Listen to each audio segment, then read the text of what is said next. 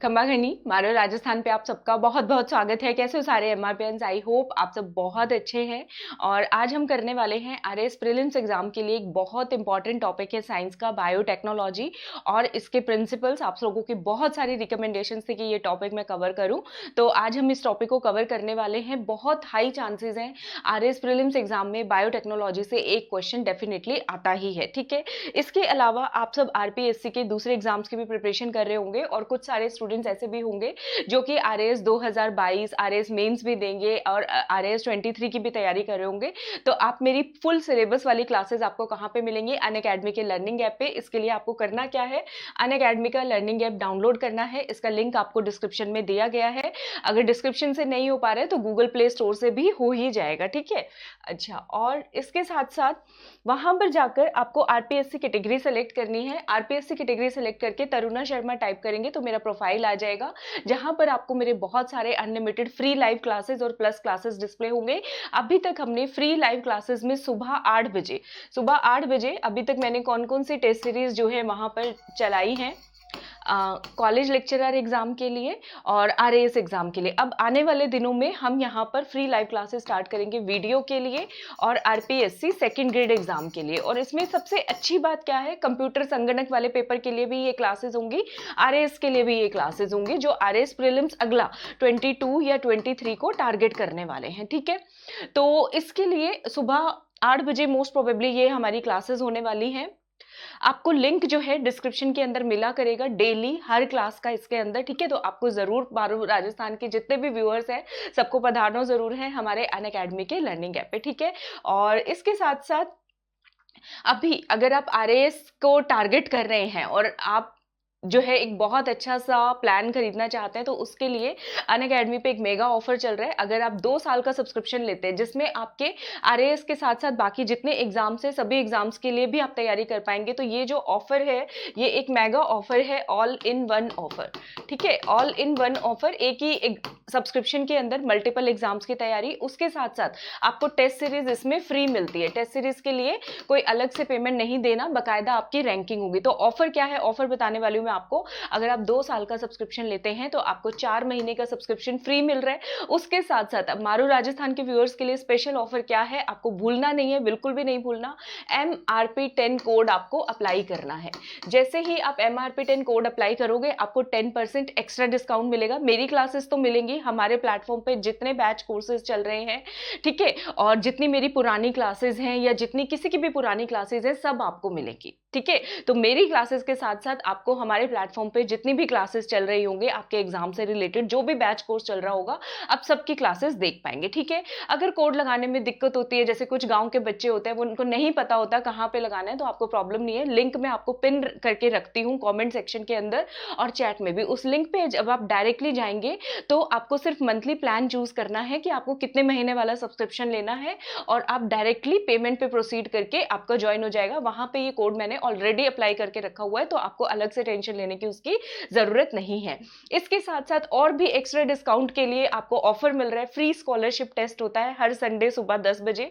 Rank 1 को 100% scholarship है, second और थर्ड रैंक को 50% और 4 से 25 रैंक वाले जो बच्चे हैं उनको उनके सब्सक्रिप्शन में 25% तक का डिस्काउंट मिलता है जब वो 1 साल से ज्यादा वाला सब्सक्रिप्शन ज्वाइन करते हैं, 1 साल का या 1 साल से ज्यादा वाला, ठीक है। अच्छा, फ्री टेस्ट सीरीज चल रही है, इनके टाइमिंग्स यहाँ पे लिखे हुए हैं, आप दे सकते हैं इनको कभी भी। और इसके साथ साथ पटवारी का एनालिसिस हमारे प्लेटफॉर्म पे हो चुका है, आप देख सकते हैं। अभी भी रिकॉर्डेड सेशंस आपको जरूर मिलेंगे। अब मैं आपको बताती हूँ courses. RPSC second grade exam के लिए 27 अक्टूबर यानी कि कल से स्टार्ट हो रहा है दीक्षा बैच, तो इसको क्यों ना ज्वाइन किया जाए। इसमें सारे एजुकेटर्स आपको अलग अलग सब्जेक्ट पढ़ाएंगे, जैसे अभिषेक सर आपको हिस्ट्री ऑफ राजस्थान पढ़ाने वाले हैं।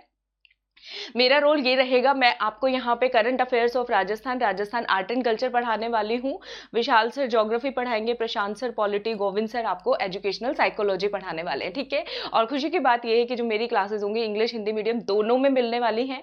करंट अफेयर्स की क्लास वीकेंड क्लासेस चलने वाली है, ठीक है, सैटरडे संडे 4 से 5:30 बजे, 4 से 5:30 बजे मेरी क्लासेस होंगी, वीकेंड क्लासेस, ठीक है। तो आप किस बात के लिए सोच रहे हैं, अभी प्लस कम्युनिटी का पार्ट बने और अपनी तैयारी को जो है जोरदार बनाए, क्योंकि आपको एग्जाम के एंड वाले दिन होता है कि एक दिन में कोई मैराथन सीरीज चल जाए और आपके सारे करंट अफेयर्स पूरे हो जाए।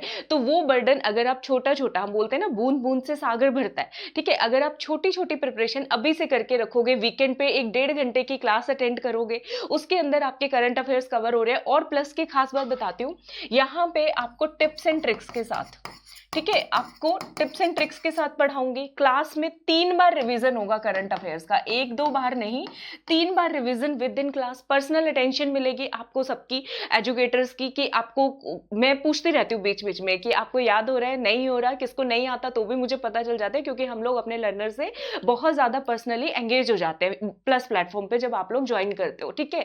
उसके बाद जब आप करंट अफेयर्स के क्वेश्चन बनाओगे तो मैं आपको याद जरूर आने वाली हूँ, अच्छा ये तो उस क्लास में वहां पे किया था। ये अभी बहुत सारे लर्नर्स का फीडबैक है, मैं एक अलग से वीडियो बनाऊंगी, स्क्रीनशॉट वाला, कॉलेज लेक्चरर वाला, पटवारी वाला। मेरे पास बच्चों के मैसेजेस आए हैं कि मैम बहुत सारे क्वेश्चंस जो है हमने जो किए थे वो आए थे, और हमने क्या किए थे, करंट अफेयर्स है, न्यूज में रहे थे, हमने मैगजीन से कवर किया है, तो वो आना ही था क्योंकि वो सिलेबस का पार्ट है, ठीक है।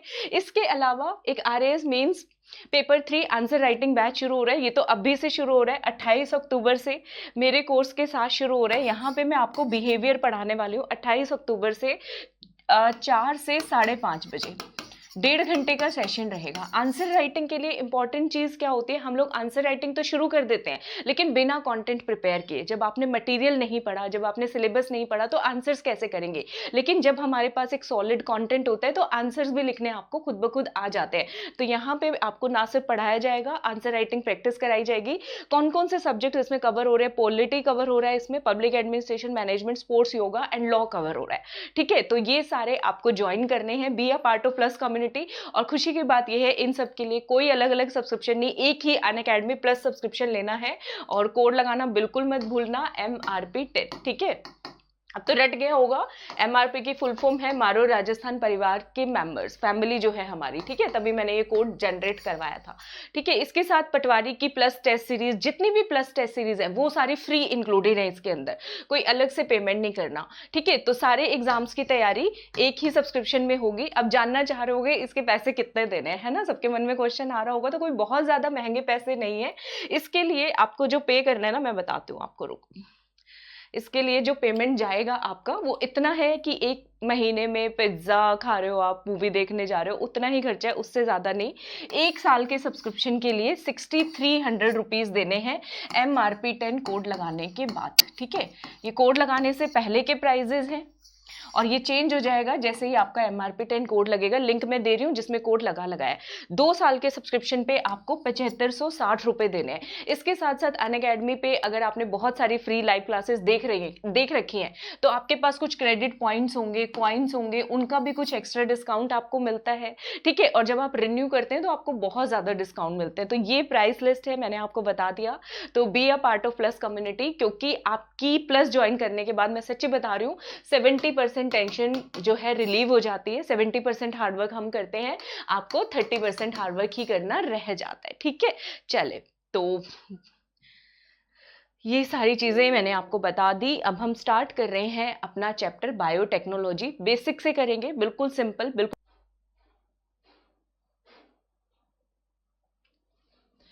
तो स्टार्ट करते हैं। बायोटेक्नोलॉजी में सबसे पहले हम जानेंगे बायोटेक्नोलॉजी की डेफिनेशन और इसके इंपॉर्टेंट प्रिंसिपल्स और वो पॉइंट्स जहां से डायरेक्ट एग्जाम में क्वेश्चंस आते हैं। तो डेफिनेशन जो है इसकी EFB के द्वारा दी गई है, ठीक है। तो उसके बारे में बेसिक सा जान लेते हैं ताकि हमें बस एक बेसिक सा आइडिया हो, ठीक है। EFB मतलब यूरोपियन फेडरेशन ऑफ बायोटेक्नोलॉजी।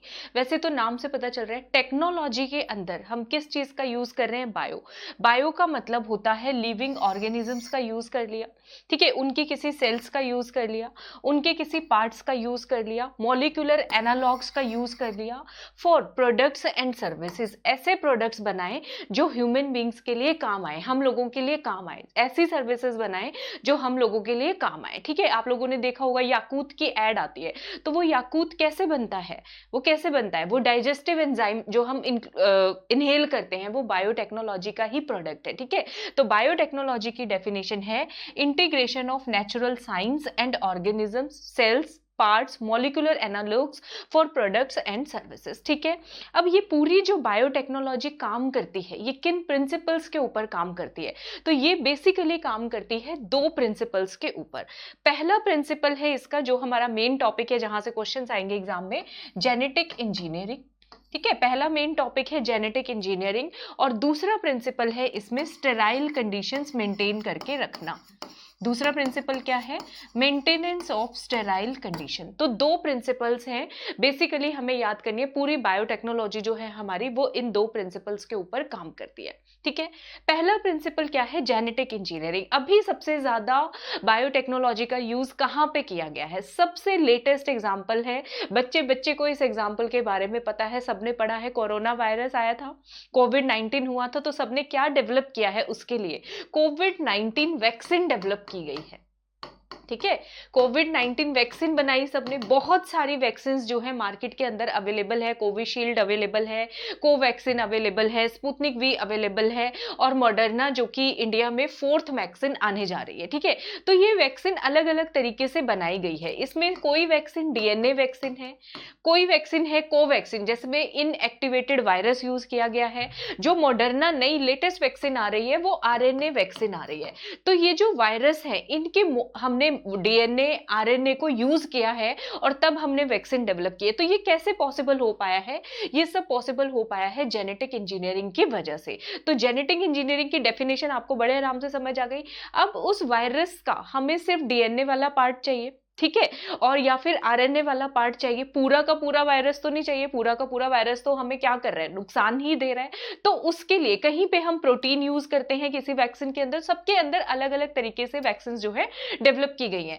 तो techniques to alter the chemistry of genetic material, हमारे पास वो टेक्निक हो सके जिससे हम पूरा डीएनए नहीं, हमें सिर्फ एक वो पार्ट चाहिए डीएनए का या आरएनए का, जिससे हमारी बॉडी में क्या प्रोड्यूस हो, इम्यूनिटी प्रोड्यूस हो कोविड-19 के अगेंस्ट। ठीक है, तो इसको फिर उसके बाद वो टेक्निक जिससे हमने डीएनए और आरएनए को चेंज कर दिया, ठीक है, जो पार्ट हमें चाहिए वो पार्ट ले लिया। अब वो पार्ट हमने ले लिया, मान लीजिए अभी ये जो हमारी कोविशील्ड वैक्सीन बनी है इसके अंदर जितना मुझे ध्यान आ रहा है चिंपैंजी का हमने जो है पार्ट यूज किया है। ठीक है, चिंपैंजी का कोव2 जो वायरस है उसका पार्ट डीएनए हमने उसके अंदर यूज किया है। अब उसको इंट्रोड्यूस कहां कराएंगे, होस्ट ऑर्गेनिज्म के अंदर, यानी ह्यूमन बींग्स के अंदर। ह्यूमन बींग्स क्या है, होस्ट है, ताकि हम उसको अच्छे तरीके से यूज कर सके, हमारी बॉडी में कोरोना के अगेंस्ट रेजिस्टेंस पैदा हो सके। ठीक है, does change the phenotype of host organism, और होस्ट ऑर्गेनिज्म जो है उसका फिनोटाइप चेंज हो सके, ताकि हमारी जो फोर्थ कमिंग जनरेशंस है या जो हमारी ह्यूमन बॉडी है उसके अंदर कोरोना जब कभी वायरस दोबारा से अटैक करे तो हमारी बॉडी उसको रिकॉग्नाइज कर पाए। ठीक है, तो ये है बायोटेक्नोलॉजी। अब समझ में आ गया होगा, आई होप, बायोटेक्नोलॉजी किस लिए यूज होती है। तो इसका पहला प्रिंसिपल है जेनेटिक इंजीनियरिंग, जीन के साथ इंजीनियरिंग करना, छेड़छाड़ करना और वैसा उसको बनाना जैसा हमें चाहिए, जिस फॉर्म में वो हमें चाहिए। तो जेनेटिक इंजीनियरिंग है टेक्निक्स टू ऑल्टर द, उसको चेंज करना, chemistry of genetic material DNA and RNA to introduce them into host organism, ताकि वो होस्ट ऑर्गेनिज्म के अंदर हम इंट्रोड्यूस करा सके और उस होस्ट ऑर्गेनिज्म का फिनोटाइप चेंज कर सके। तो यहाँ पे होस्ट हम किसको बोलेंगे, अगर हम कोवैक्सीन की बात कर रहे हैं, कोविड वैक्सीन की बात करें तो उसका मतलब ह्यूमन बीइंग जो है हम लोग उसके होस्ट है। ठीक है, अच्छा, दूसरा जो है जब हम वो वैक्सीन डेवलप कर रहे हैं, मान लो हम बना तो रहे हैं कोविड के लिए वैक्सीन बना रहे हैं, साथ में हमें और कोई डिजीज ना वहां पे लग जाए, तो जब ये वैक्सीन तैयार हो रही है तब वो एनवायरनमेंट कैसा होना चाहिए, वहां पे और कोई फॉरेन बॉडी ना हो, माइक्रोबियल कॉन्टेमिनेशन फ्री, कोई भी मिलावट नहीं होनी चाहिए वहां पे। ठीक है, maintenance of sterile condition, sterile condition maintain करना ये बहुत इंपॉर्टेंट पार्ट है, वरना पता चलेगा कि पढ़ने गए थे नमाज और पल्ले पड़ गए रोजे, ऐसा आपने सुना होगा, ठीक है, सुना होगा ये कहीं पे, पढ़ने गए थे नमाज और गले पड़ गए रोजे, बहुत अच्छी कहावत है, मतलब कि अपना अच्छा काम करने जा रहे थे और कोई बीच में मुसीबत आ गई। तो ये नहीं हो कि कोविड-19 की वैक्सीन ले रहे हैं, साथ में और कोई वायरस हमें मिल रहा है और कोई बीमारी हमें हो रही है, तो ऐसा तो हम नहीं चाहते। तो उसके लिए बायोटेक्नोलॉजी का दूसरा सबसे इंपॉर्टेंट जो प्रिंसिपल है वो है मेंटेनेंस ऑफ स्टेराइल कंडीशन, यानी कि माइक्रोबियल कॉन्टेमिनेशन फ्री एम्बियंस इन केमिकल इंजीनियरिंग प्रोसेस। जो भी पूरा प्रोसेस चलेगा उसके दौरान बिल्कुल माइक्रोबियल कोई भी एंटीजन हो, फॉरेन बॉडी हो जिससे डिजीज हो सकता है, कोई बीमारी हो सकती है, तो वो वाला फ्री एनवायरनमेंट चाहिए, ताकि to enable growth of only desired microbe eukaryotic cell, यानी कि हमें जो जीन, पार्टिकुलर जीन चाहिए सिर्फ और सिर्फ वो ही मिले, और वो भी छोटी मोटी क्वांटिटी के अंदर तो हमें नहीं चाहिए। अब भारत ने वैक्सीन का टारगेट पूरा किया है 100 करोड़ जनता का, 100 करोड़ का, तो 100 करोड़ का जो टारगेट पूरा किया है वो एक वैक्सीन से तो काम नहीं चल रहा, हमने उसकी मिलियन बिलियंस कॉपीज बनाई है, ठीक है। तो हमें वो चीज किस लिए क्वांटिटी में चाहिए, लार्ज क्वांटिटी के अंदर भी चाहिए, और manufacture of biotechnological products like antibiotics, vaccine और एंजाइम मैंने आपको बताया, ठीक है। तो दूसरा प्रिंसिपल बहुत सिंपल है कि हमें माइक्रोबियल फ्री एनवायरनमेंट चाहिए, बिल्कुल प्योर स्टेराइल कंडीशन चाहिए, ताकि ग्रोथ हो सिर्फ और सिर्फ डिजायर्ड माइक्रोब यूकैरियोटिक सेल की, जो चीज हमें चाहिए वही चीज हमें मिले, ठीक है। जैसे कि कोविड के रेजिस्टेंस वाला जो पार्ट है कोविड वैक्सीन, सिर्फ वही एलिमेंट हमें चाहिए, और वो भी किसमें, लार्ज क्वांटिटी के अंदर, बहुत सारी अमाउंट में, ताकि बहुत सारी मात्रा में बायोटेक्नोलॉजिकल प्रोडक्ट्स बन सके। अब बायोटेक्नोलॉजी में प्रोडक्ट्स क्या बताते हैं, मैंने याकूत का आपको एग्जांपल बताया, तो वो एंजाइम हो गया, एंटीबायोटिक्स बनती हैं बहुत सारी, हम लोग लेते रहते हैं, वैक्सीन बनती है और एंजाइम बनती है।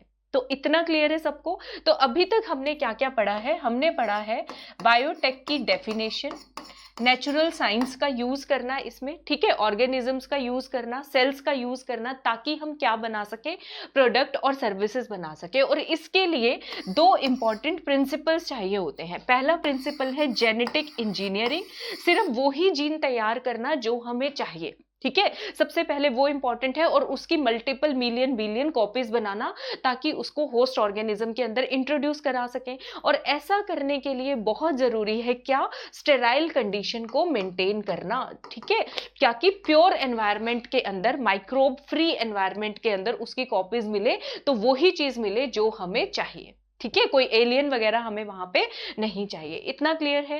अब ये सारी चीजें हम करते कैसे हैं, इस टेक्नोलॉजी को बोलते क्या है, तो इस टर्म का नाम आता है रिकॉम्बिनेंट डीएनए टेक्नोलॉजी। क्या बोलते हैं इसको हम बोलते हैं रिकॉम्बिनेंट डीएनए टेक्नोलॉजी, जिसमें हम यूज करते हैं जीन क्लोनिंग। क्लोनिंग का मतलब क्या होता है, क्लोन्स बनाना, मतलब मल्टीपल कॉपीज बनाना, ठीक है। और उसमें हम जीन ट्रांसफर का मतलब होता है होस्ट के अंदर हम उसको ट्रांसफर कर देते हैं, ठीक है। तो ये चीजें हो गई। तो ये स्टार्ट करते हैं कहां से क्या होगा इसमें, देखो, तो ये मैं आपको प्रॉपर चीजें बताती हूँ। इसमें हम करते क्या है, देखिए, इसको, ये जो सारा लिखा हुआ है, एक छोटे से अच्छे से एग्जांपल से हम इसको समझते हैं। अच्छा, ये जो रिकॉम्बिनेंट डीएनए टेक्नोलॉजी वाली जो टेक्निक है, ये किसने दी थी, ये 1972 के अंदर किसने डेवलप किया इसको, पहला रिकॉम्बिनेंट डीएनए किसने बनाया, 1972 के अंदर स्टैनले कोहन, ठीक है, और हर्बर्ट बॉयर ने बनाया। किसने बनाया, कोहन और बॉयर, ठीक है, स्टैनले कोहन और हर्बर्ट बॉयर ने इसको बनाया। कैसे बनाया, क्या किया इन्होंने, उसको थोड़ा सा हम लोग डिटेल से समझते हैं। देखिए, तो कोहन और बॉयर ने क्या किया, उनको एक एंटीबायोटिक रेजिस्टेंट जीन उन्होंने आइसोलेट किया। इस जीन का नाम है, हम अपनी सहूलियत के लिए इसका नाम रख लेते हैं, छोटा सा जीन है, एंटीबायोटिक रेजिस्टेंट जीन, तो ABRG हम इसका नाम रख लेते हैं, ठीक है। अब ये जीन उनको चाहिए एक ऑर्गेनिज्म के अंदर, ई कोलाई है मान लो, कौन सा ऑर्गेनिज्म है, एस्कर्शिया कोलाई, ठीक है, ये आपका ई कोलाई है, ठीक है, ये हमारा ई कोलाई है। इसके अंदर अभी तक एंटीबायोटिक रेजिस्टेंट जीन नहीं है। हम ऐसा क्या करें कि परमानेंटली ई कोलाई की बहुत सारी कॉपीज हमारे पास मिल जाए, जिसके अंदर एंटीबायोटिक रेजिस्टेंट जीन आ जाए, ठीक है, तो ये ऐसे ही सिंपल पॉसिबल नहीं है कि एंटीबायोटिक रेजिस्टेंस जीन को ई कोलाई के अंदर घुसाया जा सके और अगली जितनी भी जनरेशन कॉपी बने ई कोलाई जब भी अंडर मतलब रेप्लिकेशन जाए, मल्टीप्लिकेशन जाए, तो उसमें हमें ये वाला जीन मिले। तो उसके लिए उन्होंने क्या चीज यूज किया, उसके लिए यूज किया कोहन और बॉयर ने एबीआरजी को एक वेक्टर का यूज किया, एक वेक्टर का। जब वो हम बोलते हैं ना काम सीधी उंगली से ना हो तो उंगली टेढ़ी कर लेनी चाहिए, अब ये एबीआरजी डायरेक्ट मान लीजिए ई कोलाई के अंदर नहीं जा सकता, लेकिन एक वेक्टर के थ्रू इसको डाला जा सकता है। तो वेक्टर के थ्रू कैसा है, साल्मोनेला टाइफी एक ऑर्गेनिज्म है, बैक्टीरिया है जो कि ई कोलाई के जैसा है। क्या नाम है उसका, साल्मोनेला टाइफी, हम ऐसे बना लेते हैं इसको। ठीक है, ये क्या हो गया, साल्मोनेला टाइफी। ठीक है, साल्मोनेला टाइफी का उन्होंने क्या चीज यूज की, प्लाज्मिड यूज किया। क्या आइसोलेट किया उन्होंने, ये मान लीजिए साल्मोनेला टाइफी का प्लाज्मिड है, इसका प्लाज्मिड उन्होंने अलग से निकाला।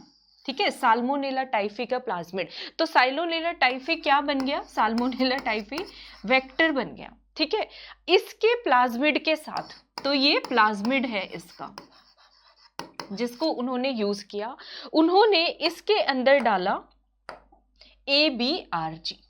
क्या डाला यहां पे उन्होंने, ABRG डाल दिया। ठीक है, तो ये क्या बन गया, ये इसमें हमने चेंजेस कर दिए, साल्मोनेला टाइफी के प्लाज्मिड के अंदर हमने चेंजेस कर दिए, तो ये बन गया रिकॉम्बिनेंट। रिकॉम्बिनेंट मतलब जिसका कॉम्बिनेशन हमने चेंज कर दिया, जो पहले था वो नहीं रहा, अब चेंज हो गया, तो ये रिकॉम्बिनेंट प्लाज्मिड हो गया।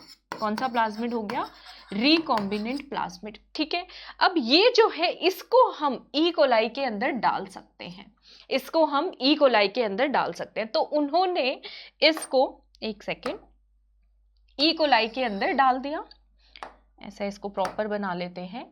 ठीक है, ये ठीक है, तो ये बन गया हमारा ई कोलाई नए वाला। अब ये ई कोलाई जब भी अगली बार मल्टीप्लाई करेगा, जब भी मल्टीप्लाई करेगा, तो नेक्स्ट जनरेशन ई कोलाई की जो हमारे पास आने वाली है, नेक्स्ट जनरेशन जो भी ई कोलाई की आने वाली है, वो बदली हुई ई कोलाई होगी। वो कौन सी ई कोलाई होगी, उसके अंदर ये वाला जीन प्रेजेंट होगा, ABRG जीन प्रेजेंट होगा। ठीक है, समझ में आ गया, यही हमने कोविड वैक्सीन के अंदर किया है, सेम टू सेम। तो यहाँ पे ये है हमारा, इसको क्या बोलेंगे, डिजायर्ड जीन, जो हमें चाहिए, इसको हम क्या बोलते हैं, डिजायर्ड जीन बोलते हैं। साल्मोनेला टाइफी को हमने यूज किया है एज अ वेक्टर, इस ऑर्गेनिज्म का, इस बैक्टीरिया का क्या यूज किया, सिर्फ और सिर्फ प्लाज्मिड यूज किया, इसको हमने कंबाइन कर दिया, ABRG इसके अंदर इंसर्ट कर दिया, ये रिकॉम्बिनेंट प्लाज्मिड बन गया। अब इसको हमने डिजायर्ड होस्ट, ई कोलाई यहाँ पे क्या हो गया, होस्ट बन गया, क्योंकि हमें इसकी मल्टीपल कॉपीज चाहिए। जब कोविड की वैक्सीन हम लेंगे तो हम वहां पे होस्ट हो जाएंगे, हम क्या हो जाएंगे, होस्ट हो जाएंगे जब हम कोविड की वैक्सीन लेंगे। ठीक है, अब वैक्सीन की हमें चाहिए मल्टीपल कॉपीज, तो वो माइक्रो ऑर्गेनिजम्स के अंदर ही बनती है, इसी तरीके से बनाई जाती है। ठीक है, क्लियर है, इतना सबको समझ आ गया। अब इसके अंदर कुछ कुछ टर्मिनोलॉजी है, उस टर्मिनोलॉजी को हम लोग बड़े आसान भाषा में समझते हैं, जो बुक के अंदर दिया हुआ है। इसका स्क्रीनशॉट लेना चाहते हो तो ले लीजिए। हो गया, चले आगे चलते हैं, मूव ऑन करते हैं। तो इसको थोड़ा और डिटेल में हम लोग देखेंगे। देखिए, ठीक है, combination of first recombinant resistant, first recombinant मतलब जिसमें आपने चेंज कर दिया, जिसका कॉम्बिनेशन ही बदल दिया आपने, resistant gene with a native plasmid, native plasmid मतलब ओरिजिनली जिसका हमने लिया है, autonomously replicating circular extra chromosomal DNA है। प्लाज्मिड क्या है, एक्स्ट्रा क्रोमोसोमल DNA। अब हमने साल्मोनेला टाइफी का प्लाज्मिड क्यों यूज किया, क्योंकि वो ऐसा क्रोमोसोम हमें प्रोवाइड कर रहा था जो खुद ब खुद रेप्लिकेट हो सकता है। ठीक है, अकेला एंटीबायोटिक रेजिस्टेंस खुद ब खुद रेप्लिकेट नहीं हो सकता, उसको एक क्रोमोसोम की जरूरत है जहां पे वो रेप्लिकेट हो सके। तो वो क्रोमोसोम हमने यूज किया साल्मोनेला टाइफी का प्लाज्मिड, और उसके साथ उसको हमने अटैच कर दिया। ठीक है, तो यही किया उन्होंने 1972 में। क्या किया, by isolating antibiotic resistant gene लिया। अब इसको आइसोलेट कैसे किया उन्होंने, बहुत इंपॉर्टेंट क्वेश्चन है। ये जीन जो उनको मिल गया, अकेला एंटीबायोटिक जिसको हमने क्या बोला था, ABRG मिल गया, किया, ये उनको कैसे मिला? ये उन्होंने कट किया है। डीएनए इतना बड़ा डीएनए था, देखो जरा, ये डीएनए इतना बड़ा डीएनए था और भी बहुत सारी सीक्वेंस थी इसके अंदर, ठीक है। उन्होंने सिर्फ यही वाला पीस लिया, ABRG।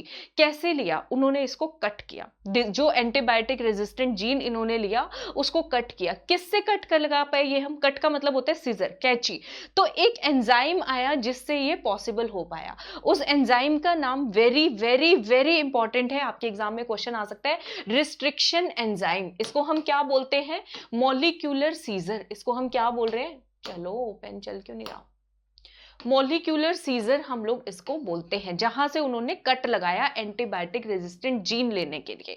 क्या बोलेंगे इसको? क्वेश्चन आएगा एग्जाम पे, ठीक है, कि रिस्ट्रिक्शन एंजाइम का नाम पूछ सकते हैं, तो इसका नाम हो जाएगा रिस्ट्रिक्शन एंडोन्यूक्लियस। क्या नाम हो जाएगा इसका? Restriction endonuclease. आगे पीछे आ जाएगा कहीं ना कहीं लिखा हुआ। तो cutting of DNA specific site, सिर्फ यहां और यहां से कट लगाना है एंटीबायोटिक रेजिस्टेंट जीन लेते हुए स्पेसिफिक लोकेशन पे। ये पॉसिबल हो पाया किस वजह से? with the discovery of molecular scissor. Question आएगा मॉलिक्यूलर सीजर किसको बोलते हैं? रिस्ट्रिक्शन एंजाइम को बोलते हैं, ठीक है।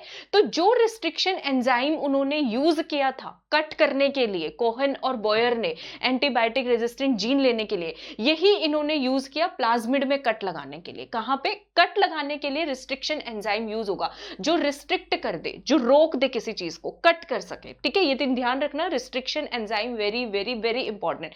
तो प्लाज्मिड के अंदर भी उन्होंने कट लगाया, जगह बनाई ना, जिस जगह पे ये वाला जो हमारा एंटीबायोटिक रेजिस्टेंट जीन है ये रेप्लिकेट कर सके, मल्टीप्लाई कर सके, तो उसको एक बेस चाहिए, आधार चाहिए। तो ये बेस उनको मिला है किसमें? साल्मोनेला टाइफी में। और इस पॉइंट को बोलते हैं जहां से उन्होंने कट लगाया, ओरिजिन ऑफ रेप्लिकेशन। तो इसको हम क्या बोलते हैं? ORI, ORI, origin of replication. ये आपको किसमें मिलेगा? सॉरी, साल्मोनेला टाइफी के अंदर, ओरिजिन ऑफ रेप्लिकेशन, ठीक है। तो ये चीज आपको समझ आ गई। इसके बाद जो है, ठीक है, this cut piece of DNA, ये जो कट पीस था डीएनए का, इसको लिंक कर दिया प्लाज्मिड डीएनए, ये मैंने समझा दिया, साल्मोनेला टाइफी के साथ। अब ये प्लाज्मिड डीएनए जो है वेक्टर की तरह काम करेगा। वेक्टर मतलब जो हम किसी दूसरे होस्ट के अंदर जिस माध्यम से जा सकते हैं, तो वो एंट्री होगी। अब देखो, आपको मलेरिया होता है, मलेरिया जो होता है, डायरेक्ट मलेरिया हमारी बॉडी में एंटर कर पाता है? नहीं कर पाता, एक वेक्टर के थ्रू करता है। तो वो वेक्टर क्या है जिसके थ्रू मलेरिया पैरासाइट हमारी बॉडी में एंटर कर जाता है? पता होगा आपको, क्या है? मॉस्क्विटो, एनोफिलीज मॉस्क्विटो है। तो सिमिलरली साल्मोनेला टाइफी भी क्या है? एक वेक्टर है। इस वेक्टर के जरिए हम ई कोलाई के अंदर घुसेंगे, ठीक है, ताकि ई कोलाई की जो आगे आने वाली जनरेशन है, जो मल्टीपल कॉपीज हमें मिले, वो एंटीबायोटिक रेजिस्टेंस वाली हमारे पास होनी चाहिए, ठीक है। क्लियर है? तो ये हमने plasmid DNA act as vector to transfer the piece of DNA attached to it. हमारा मेन फंक्शन क्या है? जो प्लाज्मिड हमने डेवलप किया है ABGR वाला, ये ABGR हमें ई कोलाई के अंदर घुसाना है, ठीक है। ई कोलाई के अंदर हमें घुसाना है ताकि हम इस जो पीस ऑफ डीएनए अटैच्ड है उसके साथ वो उसमें जा सके, ठीक है। इतना क्लियर हो गया? तो ये मलेरियल पैरासाइट का इन्होंने एग्जांपल दिया है, ठीक है। अच्छा, अब हमने कट तो लगा दिए, अब ये जोड़ना भी तो होगा। मान लो, देखो इसको मैं आपको समझाती हूँ, रुके, यहां पे ही समझ लेते हैं। देखो क्या हुआ ना, ये एंटीबायोटिक रेजिस्टेंट जीन है अपना, ठीक है, ABGR। इसको हमने निकाला कहां से? मेन बॉडी के उससे, ऑर्गेनिज्म से कट लगा के, रिस्ट्रिक्शन एंजाइम से, ठीक है।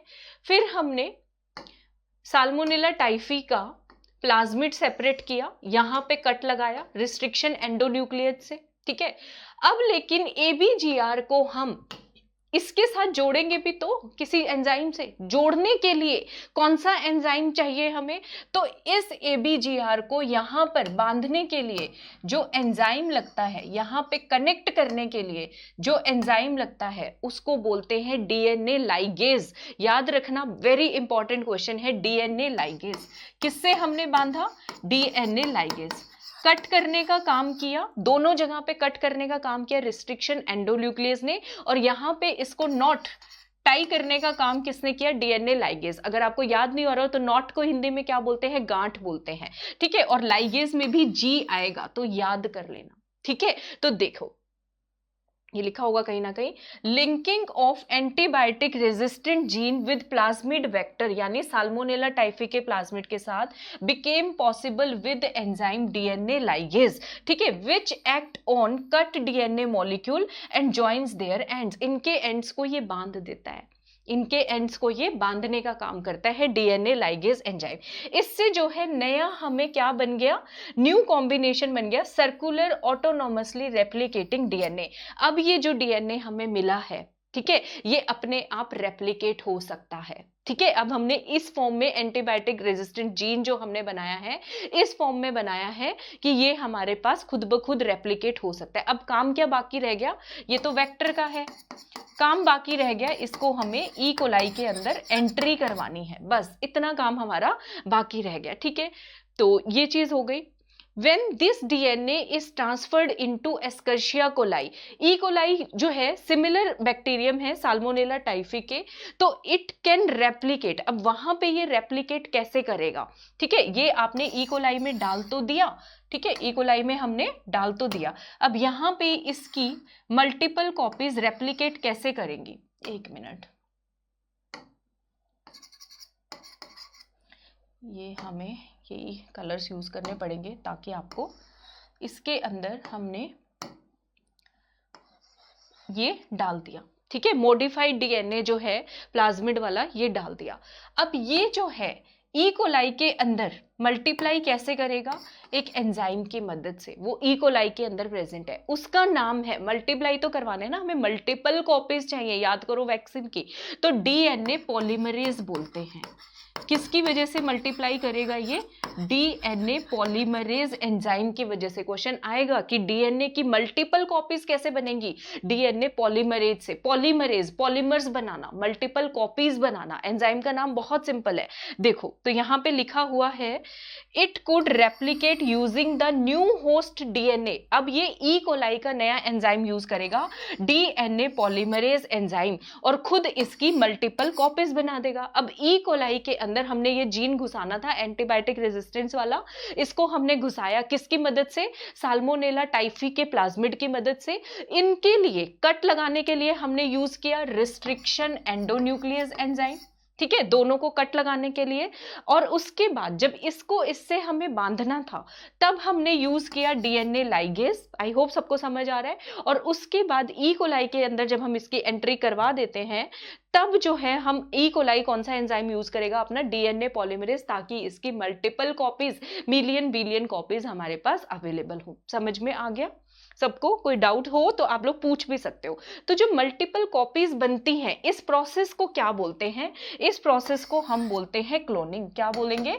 मल्टीपल कॉपीज जो बनती हैं, क्लोन बना रहे हो ना आप, क्लोन्स बना रहे हो, मल्टीपल बिलियन कॉपीज बना रहे हो, तो उसको हम बोलते हैं cloning of antibiotic resistant gene. कहां पे? ई कोलाई के अंदर, एस्कर्शिया कोलाई के अंदर। आई होप सबको समझ आ रहा होगा ये चीजें, ठीक है।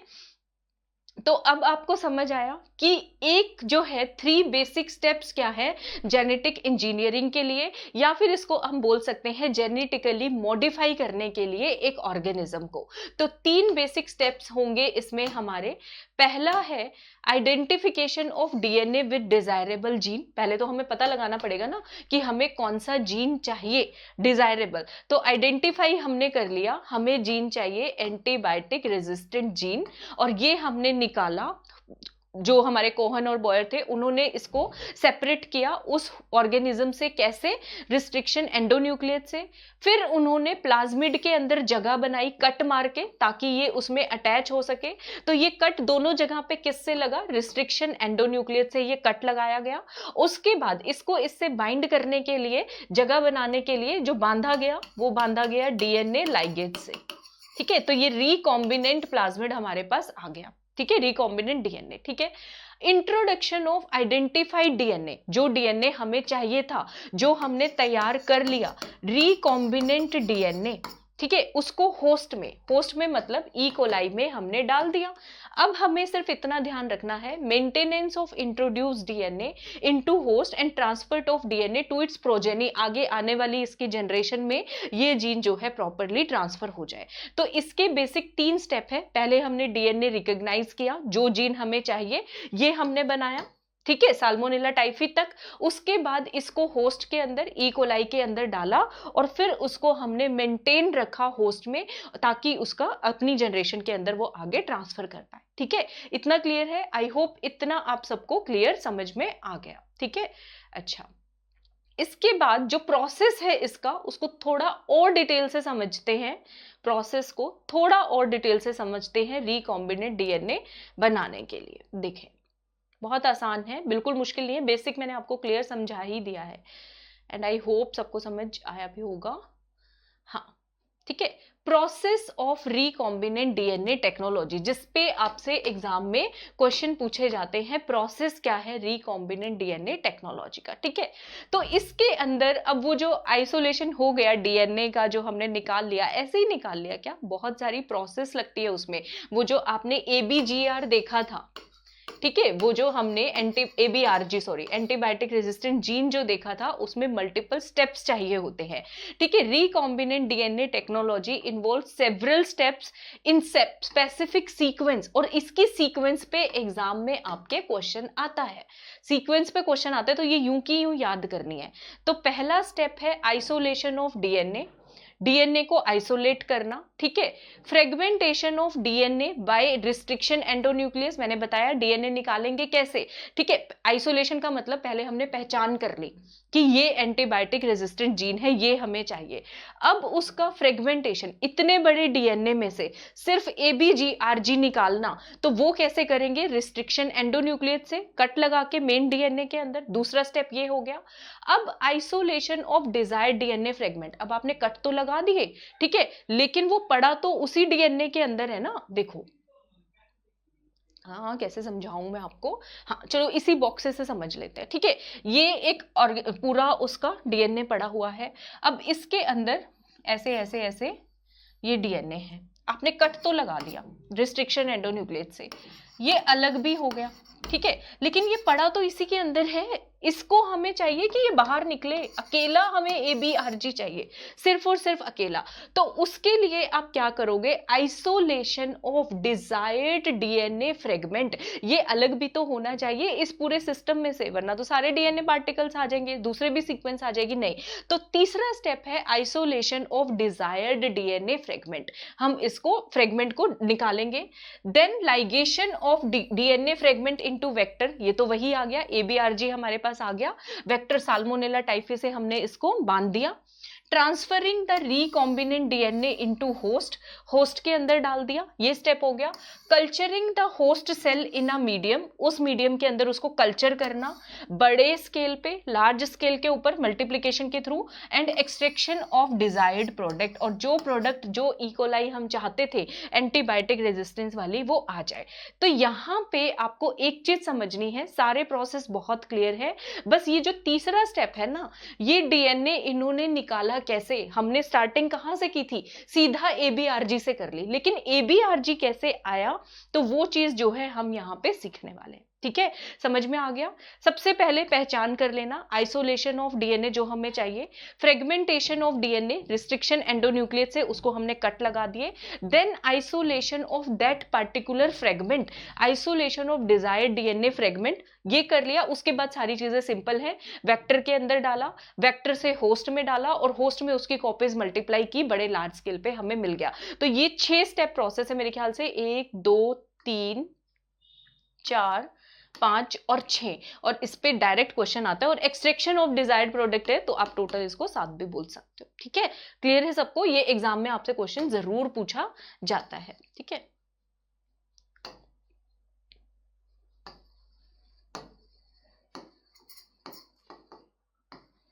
अच्छा, तो इसको हम थोड़ा सा डिटेल में जान लेते हैं। ये बिल्कुल आसान है, जो मुश्किल वाला गेम था वो हमारा हो चुका है, आपको समझ में आ चुका है। उसके बाद isolation of genetic material DNA, ठीक है। Recall that nucleic acid is genetic material. Nucleic acid जो है सबको पता है जेनेटिक मटेरियल होता है। मेजोरिटी ऑफ ऑर्गेनिजम्स में डीएनए होता है। अभी जो हमारी कोविशील्ड वैक्सीन बन रही है वो डीएनए वैक्सीन है। कोवैक्सीन जो है वो उसमें इनएक्टिवेटेड वायरस है।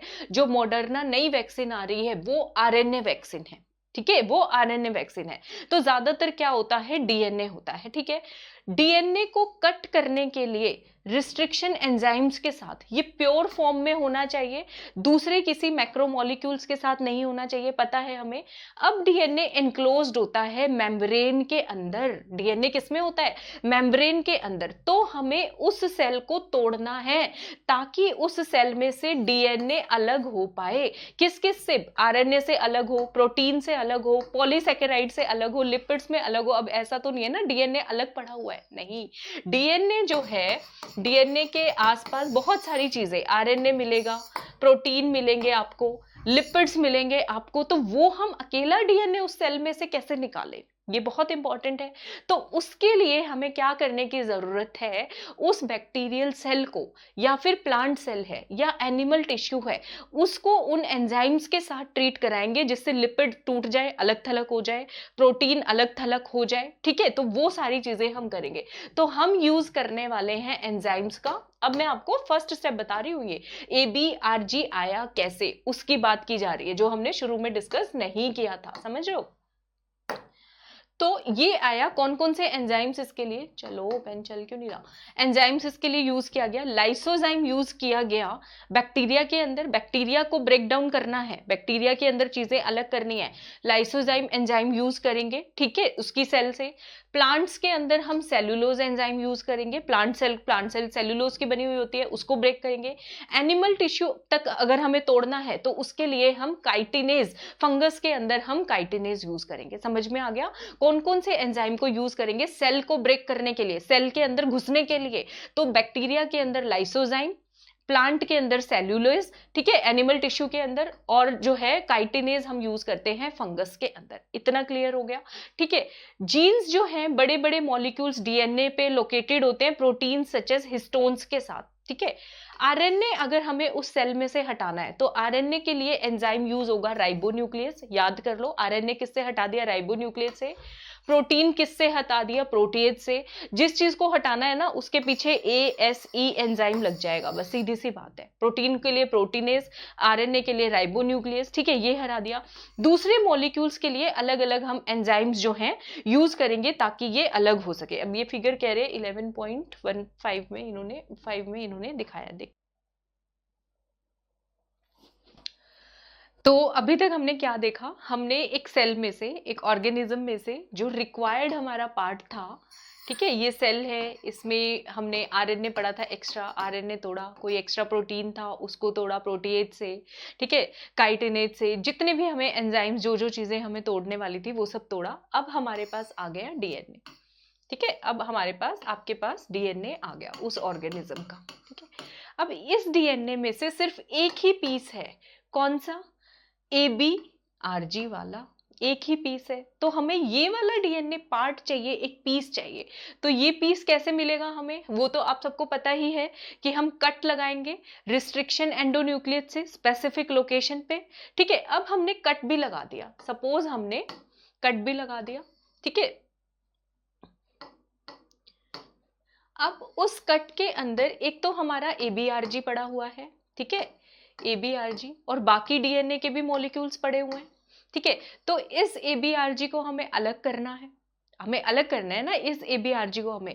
तो इसको अलग करने के लिए एक प्रोसेस यूज होती है जिसको हम बोलते हैं जेल इलेक्ट्रोफोरेसिस। कहाँ गई वो नाम, कहाँ गया, आएगा कहीं ना कहीं, ये रहा, हाँ, एगेरोस जेल इलेक्ट्रोफोरेसिस बोलते हैं। तो ये जो पूरा डीएनए का पूल हमें मिला है, इसमें हम क्या डाल देंगे, इसके अंदर हम इसको किस में डाल देंगे, एगेरोस जेल के अंदर डाल देंगे, एगेरोस जेल में डाल दिया।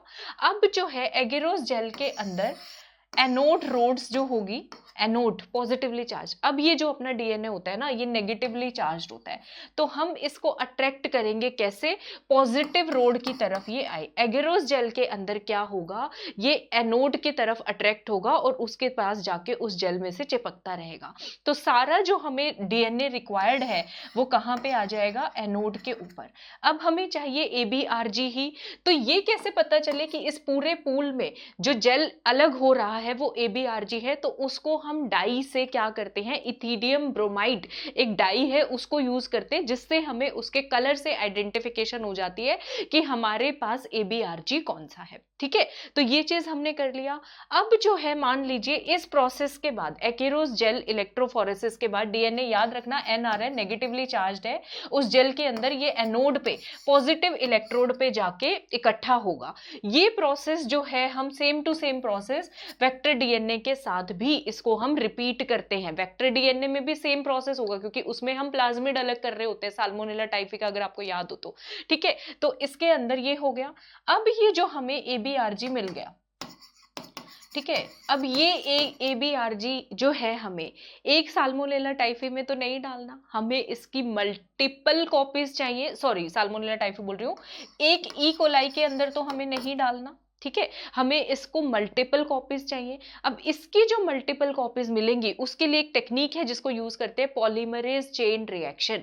क्या यूज करते हैं, एबीआरजी की जो मतलब प्लाज्मिड के साथ अटैच्ड हो गया, सारी चीजें कर ली, अब हमें इसकी मल्टीपल कॉपीज चाहिए। ठीक है, या एबीआरजी की वेक्ट प्राइमरी स्टेज पे जब हम एबीआरजी डेवलप कर रहे हैं तब, जब वेक्टर डीएनए बनाएंगे साल्मोनेला टाइफी के साथ प्लाज्मिड डीएनए तब, लेकिन हमें उन सब की चाहिए क्या, मल्टीपल कॉपीज। एक ही इकोलाई के अंदर तो नहीं डालेंगे ना, बहुत सारी इकोलाइज में डालेंगे। तो ये चीजें मल्टीप्लाई करने के लिए डीएनए को, जीन ऑफ इंटरेस्ट को बहुत सारी कॉपीज मल्टीप्लाई करने को हम बोलते हैं amplification. Amplification of gene of interest using PCR, polymerase chain reaction. ठीक है, पॉलीमरेज चेन रिएक्शन के अब 3 प्रोसेस हैं। ठीक है, 3 प्रोसेस है। इसके अंदर सबसे पहले याद कर लो एंजाइम कौन सा यूज होगा, इसमें यूज होगा एंजाइम डीएनए पॉलीमरेज, टाक पॉलीमरेज और डीऑक्सी न्यूक्लियोटाइड्स का यूज होगा। ये बहुत इंपॉर्टेंट है, पॉलीमरेज चेन रिएक्शन में एंजाइम कौन सा यूज होता है पूछ सकते हैं आपसे, तो याद कर लो डीएनए पॉलीमरेज एंजाइम को हम यूज करने वाले हैं, टाक पॉलीमरेज डीऑक्सी न्यूक्लियोटाइड्स को। ठीक है, पॉलीमरेज चेन रिएक्शन के 3 स्टेप याद करो, डीएई डाई याद करो, DAE हम कैसे मल्टीप्लाई करते हैं, पहले करेंगे डीनेचुरेशन। अब जो हमारे पास एबीआरजी आया है वो डबल स्ट्रैंडेड डीएनए है, वो 2 स्ट्रैंड है उसके, एक ये और एक ये। हम इसको हीट करके हाई टेम्परेचर पे इन दोनों स्ट्रैंड्स को अलग कर लेंगे। ये दोनों स्ट्रैंड्स हमारे पास अलग हो गए। अब ये चूंकि रेप्लिकेट कर सके, मल्टीप्लाई कर सके, इसकी रेप्लिकेशन को शुरू करने के लिए हमें एक प्राइमर की जरूरत होती है, तो यहाँ पे हम इसके साथ प्राइमर जोड़ देंगे। प्राइमर जोड़ दिया, प्राइमर के बाद अब हमारे पास ये रेप्लिकेशन के लिए तैयार हो गए इसके अलग अलग स्ट्रैंड्स, तो हम इसमें डीएनए पॉलीमरेज डाल देंगे, डीऑक्सी न्यूक्लियोटाइड डाल देंगे, तो ये एम्पलीफाई होना शुरू हो जाएगा, एक्सटेंड होना शुरू हो जाएगा, इसकी मल्टीपल कॉपीज हमें मिलने लग जाएंगी और ऐसे हम 30 साइकिल्स रिपीट करेंगे 1 बिलियन टाइम्स। तो बहुत टाइम्स जो है हमारे पास जो भी हमारा रिक्वायर्ड डीएनए है, जीन ऑफ इंटरेस्ट है, उसकी हमारे पास मल्टीपल कॉपीज आ जाएगी। ठीक है, तो मल्टीपल कॉपीज हमने बना ली, ये सारा चीजें कर लिया। ये वेक्टर डीएनए के लिए भी सेम प्रोसेस हम लोग करने वाले हैं, उसको हम होस्ट ऑर्गेनिज्म में डाल देंगे। वो हमने बताई दिया, जब प्लाज्मिड डीएनए साल्मोनेला टाइफी वाला तैयार किया था उसकी बहुत सारी कॉपीज हमने डीएनए पॉलीमरेज रिएक्शन से तैयार कर ली, अब उसको ई कोलाई में डालने के लिए वो तैयार है। ठीक है, तो ये हमारा पूरा सेशन था। मेरे को लग रहा है इतने जो हमने पढ़ा है रिकॉम्बिनेंट डीएनए टेक्नोलॉजी, यहां से आपका एक क्वेश्चन हिट हो जाएगा। ठीक है, अगर अभी भी आपको कोई डाउट या क्वेरी रह गई हो तो आप कमेंट सेक्शन में मेंशन कर दीजिएगा। अगर ये सेशन आपको अच्छा लगा हो, लाइक सब्सक्राइब शेयर करना ना भूलिएगा। ठीक है, तो मैं अगली वीडियो में मिलूंगी आपसे, और आप सबको आपके एग्जाम के लिए all the very best. Last के 15 से 20 मिनट बहुत क्रूशियल होते हैं, उसमें ध्यान रखना है, हड़बड़ी में कोई आपको ऐसे ही तुक्का लगा के मार्क करके नहीं आना है। अगर आपका पेपर हो गया है 15 मिनट में, लास्ट के 15 मिनट में आपको लगता है कि आप गड़बड़ कर सकते हो, तो आप चुपचाप पेपर बंद करके बैठ भी सकते हैं। ठीक है, तो ये चीजें आपको बड़े आराम से ध्यान रखनी है। ठीक है, तो चलिए मिलती हूँ मैं आपसे अगले वीडियो में। थैंक यू सो मच, सबको मेरी तरफ से घनी घनी राम राम।